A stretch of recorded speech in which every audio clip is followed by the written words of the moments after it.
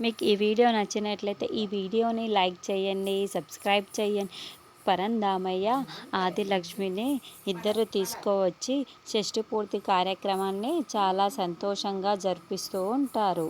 అలా ఆ కార్యక్రమం చాలా సంతోషంగా జరిపిస్తూ ఉంటే తర్వాత ధాత్రి అందరితో కలిసి డ్యాన్స్ చేస్తూ ఉంటుంది. ఆ తర్వాత ధాత్రి, కౌశికి ఇద్దరు కలిసి డ్యాన్స్ చేస్తూ ఉంటారు. ఆ తర్వాత కౌశికి, సురేష్ ఇద్దరు కలిసి డ్యాన్స్ చేస్తూ ఉంటారు.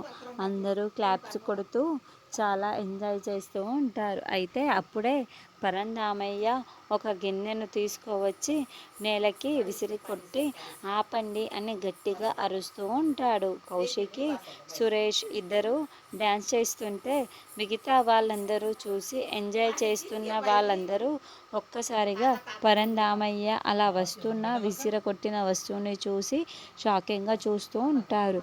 ఎందుకైనా ఆపండి అని అంటున్నారు అని ధాత్రి అనుకుంటూ ఉంటుంది. అప్పుడే కౌశికి ఏమైంది మామయ్య అని వచ్చి ప్రశ్నిస్తూ ఉంటుంది. నువ్వు నన్ను ముట్టుకోకు, ముందు నా ఇంట్లో నుంచి బయటికి వెళ్ళిపో అని పరంధామయ్య గట్టిగా అరుస్తూ చెప్తూ ఉండటంతో కౌశికి షాకింగ్గా చూస్తూ ఉంటుంది.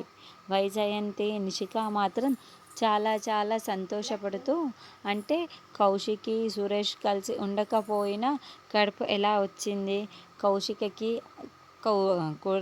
సురేష్ వల్ల కడుపు రాలేదు అని వైజయంతి పరంధామయ్యకి చెప్పేసి ఉంటుంది.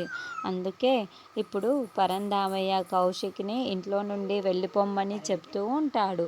మరి ధాత్రి, కేదార్లు ఏం చేసి కౌశికిని ఇంట్లో నుండి వెళ్ళకుండా కేదార్ మరి కౌశికిని ఇంట్లో నుండి వెళ్ళకుండా పరంధామయ్యకి సర్ది చెప్తారు అన్నది నెక్స్ట్ ఎపిసోడ్లో చూద్దాం.